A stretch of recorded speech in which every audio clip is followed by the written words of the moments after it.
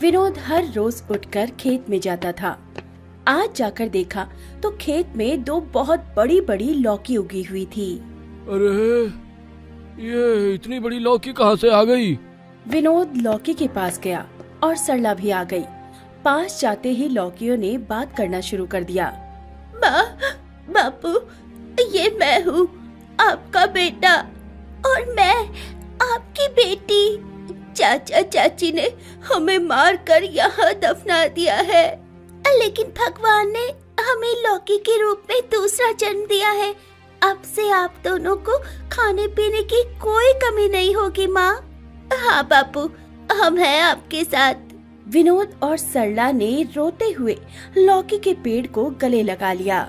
बेटा, मेरी बेटी, तुम दोनों मेरे पास हो। आपका बहुत बहुत धन्यवाद भगवान, बहुत बहुत धन्यवाद। तभी दोनों लौकी ने ढेर सारी छोटी छोटी लौकी को जन्म दिया। लेकिन इसकी नौबत क्यों आई, ये जानने के लिए हमें थोड़ा पीछे जाना होगा। विनोद खेती बाड़ी करता था और खेत में जो भी फसलें आती थी उन्हें बेचकर उसका घर चलता था, खासकर लौकी। विनोद और सरला दोनों को लौकी बहुत पसंद थी और उस जमीन पर ताजी लौकी उगती थी। एक दिन उसकी पत्नी सरला ने उसे खुशखबरी सुनाई। ए जी, सुनते हो, घर में नया मेहमान आने वाला है। आज ही उल्टी की है मैंने। ये सुनकर विनोद खुशी के मारे पागल हो गया। अरे वाह सरला, अब तो हमारा घर खुशियों से खिल उठेगा। मैं तो चाहती हूँ कि हमारा बेटा हो। नहीं नहीं, मैं नहीं चाहता हूँ कि हमारी बेटी हो। विनोद और सरला उस दिन बहुत खुश थे। किसान के घर में खुशियाँ बहुत कम देखने को मिलती हैं। वो दिन उनके लिए खुशी का दिन था, लेकिन उन्हें क्या पता था कि अगले ही दिन से उनके जिंदगी का मोड़ बदलने वाला था। अगले दिन विदेश से विनोद का बड़ा भाई आलोक अपनी पत्नी मंजू के साथ वापस आया और प्लेन से उतरते ही विनोद के घर चला आया। अरे आलोक भैया, आप कब आए विदेश से? आज ही आया विनोद, और आते ही तेरे पास चला आया। आइए ना मंजू दीदी, घर के अंदर आइए। नहीं नहीं, मैं गरीब के घर में नहीं घुसती। खैर, जो बोलने के लिए आया था, तू जिस जमीन पे खेती कर रहा है ना, उसमें से आधा मेरा है, वो मुझे चाहिए। विनोद को एक बड़ा धक्का लगा। विनोद चिंता में पड़ गया। भैया, आपके पास तो बहुत सारे पैसे हैं, मेरे पास इस जमीन के अलावा कुछ नहीं है। यहाँ खेती बाड़ी करके मैं घर चलाता हूँ। ऊपर से मैं भी माँ बनने वाली हूँ। अभी हमें थोड़े ज्यादा पैसों की जरूरत है। हाँ भैया, अभी हाथ से आधी जमीन चली जाएगी तो हम मर जाएंगे। थोड़ा दया कीजिए, आपके पास तो बहुत पैसे हैं। जिसके पास जितने ज्यादा पैसे होते हैं वो उतना ही लालची होता है। ऊपर से आलोक लालची चोर था। विदेश में वो जिस कंपनी में नौकरी करता था, वहाँ चोरी करके पुलिस से भागते हुए इंडिया वापस आया था।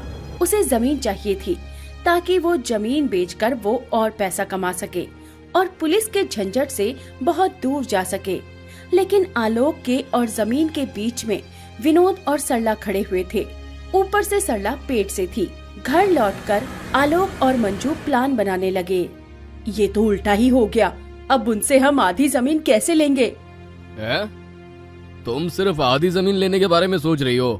मंजू, सोच को बड़ा करो। मतलब तुम क्या कहना चाहते हो? मैं तो पूरी की पूरी जमीन लेने के बारे में सोच रहा हूँ। चलो कल मुखिया जी के पास चलते हैं। अगले दिन सभी मिलकर मुखिया जी के पास गए। आलोक ने मुखिया जी को पैसे देकर खरीदने की कोशिश की, लेकिन मुखिया जी ईमानदार थे। उन्होंने सब कुछ सुनने के बाद कहा, विनोद ठीक ही कह रहा है, उसे अभी इस जमीन की ज्यादा जरूरत है। भाई भाई की मदद नहीं करेगा तो कौन करेगा? जमीन विनोद ने ही रख ली और इस बात से आलोक को बहुत चिढ़ हो गई। उस विनोद के बच्चे को तो मैं नहीं छोड़ूंगा। नहीं नहीं, उसे कुछ मत कीजिए। उसे कुछ हो जाएगा तो शक हम पर ही जाएगा। तो क्या करूं? हाथ पर हाथ रख के बैठा रहूं? हाँ, बस 9 महीने के लिए। उसके बाद सरला को बच्चा होगा। बच्चा होने के बाद हम उस बच्चे को मार डालेंगे। बच्चा नहीं रहेगा तो जमीन का क्या करेंगे ये लोग? अरे वाह मंजू, तुम तो बहुत शातिर हो। लेकिन उससे पहले जमीन को भी बंजर बना देता हूँ। खेती भी नहीं कर पाएगा बेचारा विनोद। आलोक ने रात में जाकर जमीन पर जहरीली दवाई छिड़क दी। अगले दिन सारी फसलें मर गई। ये क्या हुआ? रातों रात फसलें कैसे मर गए? हे भगवान, अब मैं क्या करूंगा? नई फसल उगनी भी बंद हो गई। विनोद की कमाई भी बंद हो गई। सरला के पास जितने भी सोने के जेवर थे वो उसने सब बेच दिए। उन्हीं पैसों से किसी तरह घर चलने लगा। विनोद समझ गया था कि ये आलोक का ही किया धरा है, लेकिन मैं कर भी क्या सकता हूँ? आलोक भैया के पास बहुत पैसे हैं। तो क्या हम ऐसे ही तड़पते हुए मर जाएंगे? हम बच्चों को क्या खिलाएंगे? आलोक भैया तो जमीन बेचकर रफू चक्कर हो जाएंगे, लेकिन हमें तो यही रहना पड़ेगा ना। कुछ नहीं कर सकते सरला, इसी जमीन पे किसी भी तरह फसल उगाना होगा। लेकिन आलोक ने बहुत ही स्ट्रॉन्ग जहरीली दवाई मिलाई थी। विनोद ने बहुत कोशिश की, लेकिन कुछ नहीं हुआ। उधर आलोक और मंजू दोनों चुपचाप रहने लगे। दिन बीतते रहे। विनोद को बेटी चाहिए थी और सरला को बेटा। दोनों की मनोकामना पूरी हो गई। 9 महीने बाद सरला ने जुड़वा बच्चों को जन्म दिया, एक लड़का और एक लड़की। विनोद और सरला सारे दुख भूल गए। वो दोनों अपने दोनों बच्चों को लेकर सुकून की नींद सो गए। और उसी रात मंजू और आलोक दोनों बच्चों को चोरी करके घर के बाहर ले गए और दोनों को जमीन में दफना दिया। अब क्या करेगा विनोद? अब तेरा क्या होगा? अब वो दोनों बच्चों के शोक में रोएंगे और खेती भी नहीं कर पाएंगे। और उसके बाद सारी जमीन मेरी हो जाएगी। मंजू और आलोक खुश होकर घर लौट गए। सुबह अपने दोनों बच्चों को ना देखकर विनोद और सरला के होश उड़ गए। अरे सरला, हमारे बच्चे कहाँ गए? सरला, अरे कहाँ गए वो दोनों? मेरे बच्चे किधर हैं? हाय, मैं बर्बाद हो गई। वो दोनों पागलों की तरह बच्चों को ढूंढने लगे, लेकिन कुछ फायदा नहीं हुआ। 2 हफ्तों तक बच्चों को ढूंढने के बाद और 2 हफ्तों तक भूखे रहने के बाद दोनों को बहुत तेज भूख लगी। हमने बहुत दिनों से कुछ नहीं खाया है, घर पे भी कुछ नहीं है, खेत में भी फसलें नहीं है। ऐसे ही चलता रहा तो हम जिएंगे कैसे? तभी आलोक और मंजू वहाँ आ गए। जिंदा बचना है तो मेरी बात मान विनोद, मैं कुछ पैसे देता हूँ, ये ले और जमीन मुझे दे दे। नहीं, मैं नहीं दूंगा। मुझे पता है इसमें फिर से फसलें उगेंगे। उसी आशा में बैठे रहो। ठीक है, तेरी मर्जी। पैसे नहीं लेना है तुझे, कोई बात नहीं। 2 दिन बाद ऐसे ही भूखे तड़पते हुए मर जाएगा, उसके बाद तो जमीन मेरा ही हो जाएगा। और तुम लोगों के कोई बच्चे भी नहीं है जो जमीन का हकदार बनेगा। प्लान सॉलिड था, लेकिन उन्हें नहीं पता था कि ऊपर भगवान भी है। वो सब देख रहे हैं। भगवान आलोक और मंजू पर गुस्सा हो गए और अगले दिन सुबह खेत में एक लौकी का पेड़ आ गया। विनोद हर रोज उठकर खेत में जाता था। आज जाकर देखा तो खेत में बहुत बड़ी बड़ी 2 लौकी उगी हुई थी। अरे, ये इतनी बड़ी लौकी कहाँ से आ गई? विनोद लौकी के पास गया और सरला भी आ गई। पास जाते ही लौकियों ने बात करना शुरू कर दिया। माँ, बापू, ये मैं हूँ, आपका बेटा, और मैं आपकी बेटी। चाचा चाची ने हमें मारकर यहाँ दफना दिया है, लेकिन भगवान ने हमें लौकी के रूप में दूसरा जन्म दिया है। अब से आप दोनों को खाने पीने की कोई कमी नहीं होगी माँ। हाँ बापू, हम हैं आपके साथ। विनोद और सरला ने रोते हुए लौकी के पेड़ को गले लगा लिया। बेटा, मेरी बेटी, तुम दोनों मेरे पास हो। आपका बहुत बहुत धन्यवाद भगवान, बहुत बहुत धन्यवाद। तभी दोनों लौकी ने ढेर सारी छोटी छोटी लौकी को जन्म दिया। उन लौकियों को काटकर सरला ने खाना बनाया और दोनों ने पेट भरकर खाया। इसके बाद हर रोज वो दोनों बड़ी लौकी ढेर सारी छोटी लौकियों को जन्म देने लगी। विनोद और सरला हर रोज पेट भरकर खाने लगे, लेकिन आलोक और मंजू से ये सहा नहीं गया। उनका प्लान बिगड़ रहा था। उन्होंने छिप छिप कर उस 2 बड़े लौकी के पेड़ को देखा और एक दिन मशाल लेकर आए और उन पेड़ में आग लगा दी। बचाओ, बचाओ, हमें बचाओ। चाचा चाची हमें फिर से मार रहे हैं, जिंदा जला रहे हैं, अब बचाओ। आवाज सुनकर विनोद और सरला वहां आ गए। आलोक और मंजू खुशी से चिल्ला चिल्ला कर हंस रहे थे।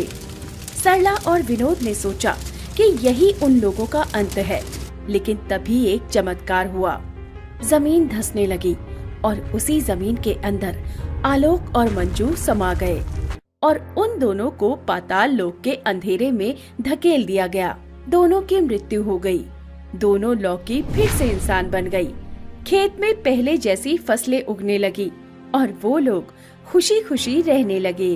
दोस्तों, आप सभी इस वीडियो पर अपनी माँ की लंबी आयु के लिए कमेंट में आई लव माँ जरूर लिखें। दुर्गा माँ जरूर आपकी इच्छा पूरी करेंगी। और हाँ, इस वीडियो को लाइक जरूर कीजिएगा।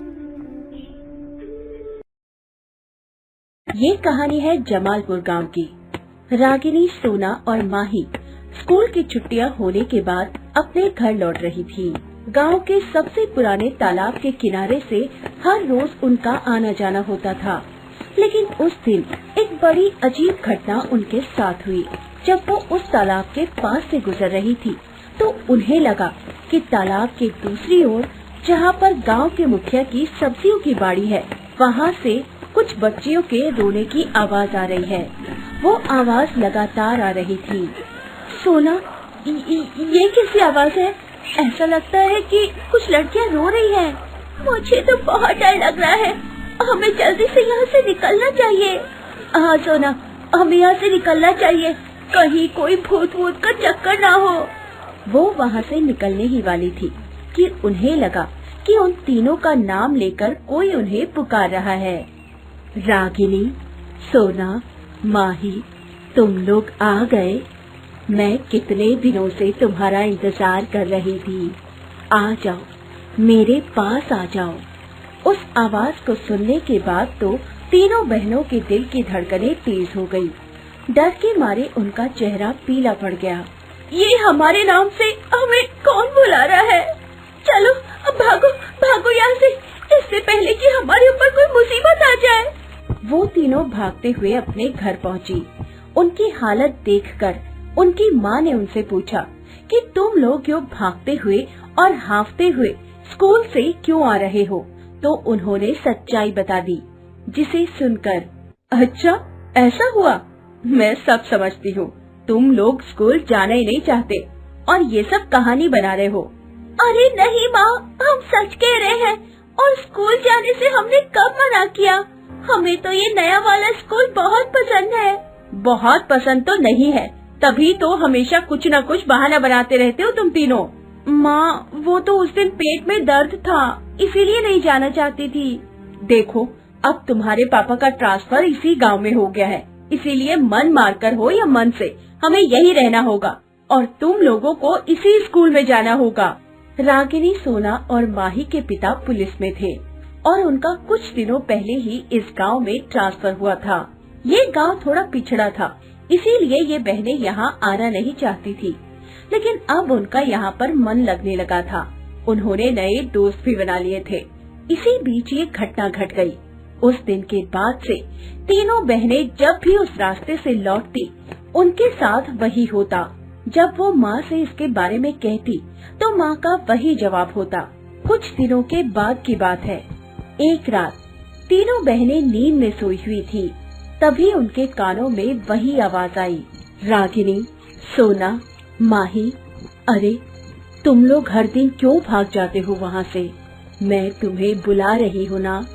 देखो, तुम लोग भागा मत करो, मुझे तुमसे बात करनी है, बहुत सारी बातें। अचानक से तीनों बहनों की नींद खुल गई। उन्होंने वो आवाज सपने में सुनी थी। ये कैसे हो सकता है? हम तीनों को एक जैसा ही सपना कैसे आ गया? वो तो पता नहीं, लेकिन वो किसकी आवाज है? वो हमें क्यों बुलाना चाह रही है और वो क्या बात करना चाह रही है? उन तीनों को कुछ भी समझ में नहीं आ रहा था। वो माँ से इस सपने के बारे में बताना नहीं चाहती थी, क्योंकि उन्हें लगता था कि माँ उनकी बात फिर से नहीं मानेगी। हर दिन वे उसी रास्ते से स्कूल जाती, क्योंकि और कोई रास्ता था ही नहीं, और हर दिन उन्हें उसी आवाज का सामना करना पड़ता। एक दिन, बहुत हो गया, मैं तंग आ गई हूँ इस आवाज को सुनकर। हर दिन स्कूल जाते और आते वक्त वही आवाज, रात को सोते वक्त भी वही आवाज। कब तक हम इस तरह डरते रहेंगे? आज तो हमें उस तरफ जाना ही होगा।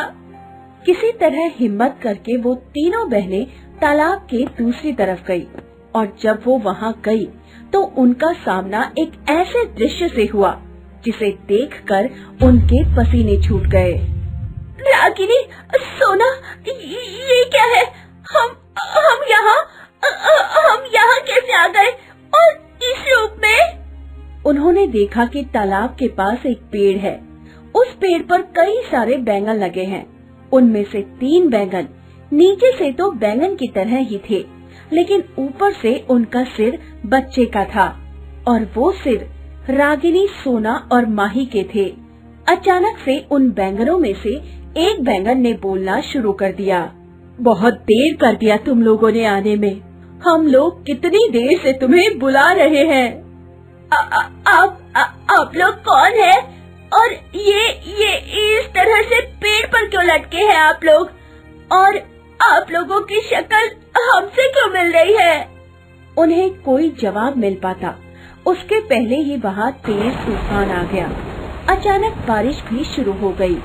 तुम लोग अभी जाओ यहाँ से, जल्दी जाओ। और हाँ, गांव में ज्यादा घूमना मत, तुम्हारी जान को खतरा है। तीनों की तीनों उस भयंकर बारिश में भीगती हुई घर आ गई। उस घटना ने उनके दिमाग पर ऐसा असर डाला कि वे तीनों की तीनों बीमार हो गई। यही नहीं, अब वो हमेशा डरी रहती, ना तो कुछ खाती और ना ही कुछ पी पाती। जब उनकी माँ उनसे कुछ कहती तो, देखो माँ, हमें परेशान मत करो, हमें कुछ नहीं खाना, कुछ नहीं पीना और ना ही कहीं बाहर जाना है, हमारी जान को खतरा है।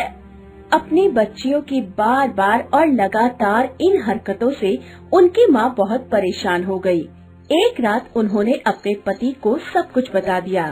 अरे इतना कुछ हो गया और तुम हो कि मुझे अभी बता रही हो? अरे मैं क्या बताती आपको, मुझे लगा कि ये बच्चे अब बहाने बना रही हैं। कमला, बच्चों की बातों को इस तरह अनसुनी नहीं करते और ज्यादा अनसुनी करने से कभी कभी बड़ी अनहोनी हो जाती है। लेकिन मेरे रहते हुए कोई अनहोनी नहीं होगी, ना तो इस गांव के साथ और ना ही मेरी बच्चियों के साथ। अपने पति की बातों को सुनकर गांव के साथ अनहोनी? मैं समझी नहीं। असल में इस गांव का जो मुखिया है वो बहुत ही बदमाश है। वो गांव के लोगों पर बहुत जुल्म करता है, उनकी जमीनें जबरदस्ती कब्जा कर लेता है और जब कोई उसके खिलाफ कोई आवाज उठाता है तो वो उस आवाज को हमेशा हमेशा के लिए दबा देता है। तो आपकी पुलिस क्या कर रही है? पकड़िए ना उसे।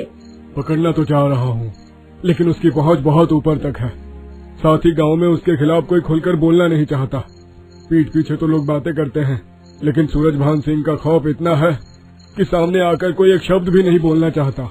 अगले दिन की बात है। सुबह का समय था। रणविजय सिंह थाने जाने के लिए निकलने ही वाला था कि तभी सूरजभान सिंह के कुछ गुंडे उनके घर पर आ गए। क्या दरोगा साहब, बहुत जल्दी जाना है क्या यहाँ से? देखिए, आप बाल बच्चों वाले हैं, इस तरह की हरकतें करेंगे तो आपके साथ पूरा परिवार संकट में आ जाएगा। तुम लोग मुझे धमकाने आए हो?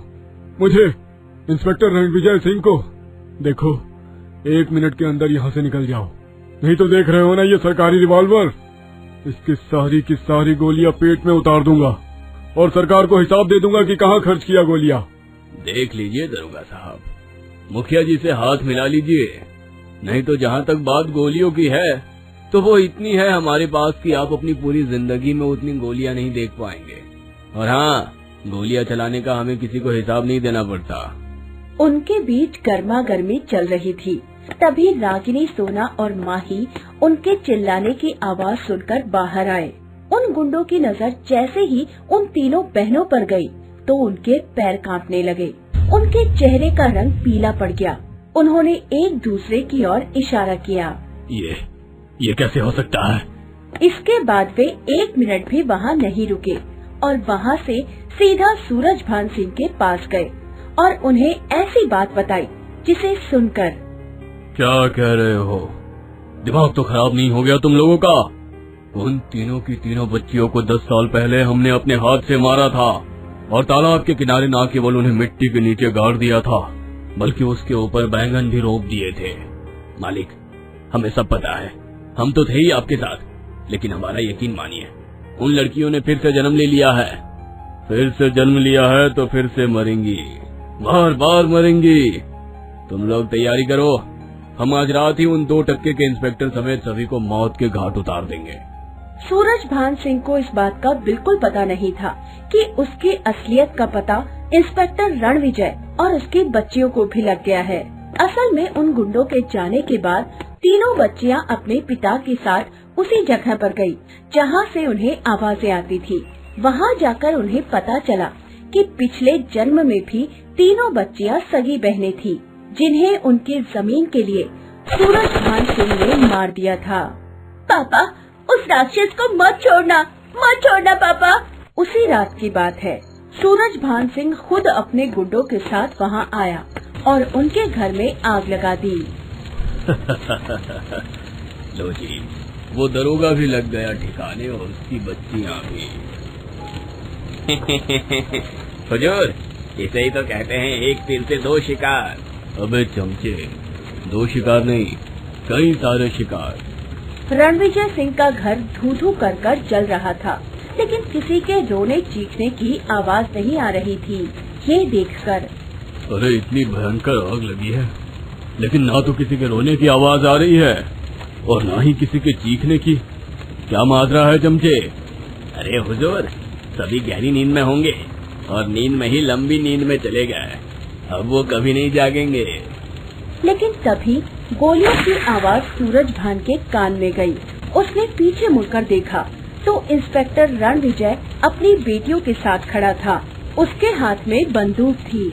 ओ तेरी, ये नाली का कीड़ा तो जिंदा है और गोलियां चला रहा है। अबे दरोगा, आज हम तुमको दिखाते हैं कि गोलियां क्या होती हैं। उसके बाद सूरजभान ने अपने गुंडों को इशारा किया। वे सभी अपनी बंदूकें निकालने ही वाले थे कि तभी उन सभी के ऊपर पत्थरों की बारिश शुरू हो गई। उन्हें समझ नहीं आ रहा था कि इतने सारे पत्थर कौन बरसा रहा है। तभी उन्होंने देखा कि बैंगन के धड़ वाली वो लड़कियां आसमान में हैं और वे ही पत्थर बरसा रही हैं। तुम्हारा खेल खत्म सूरजभान, तुमने पिछले जन्म में न सिर्फ हमें मारा बल्कि कई लोगों की हत्या की। आज तुम्हें उसकी सजा मिल जाएगी। कुछ देर बाद गांव वाले भी वहां इकट्ठा हो गए। उन्होंने भी पत्थर बरसाना शुरू कर दिया। मैं देख लूंगा तुम सभी को। तुम लोगों को पता नहीं कि मैं क्या चीज हूँ। लेकिन उसकी गीदड़ भक्ति का गांव वालों पर कोई असर नहीं पड़ा। उन लोगों ने पत्थर मार मार कर उसकी जान ले ली। इस घटना के बाद उन बच्चियों को भी मुक्ति मिल गई। दोस्तों, आप हमारे चैनल को जरूर सब्सक्राइब करें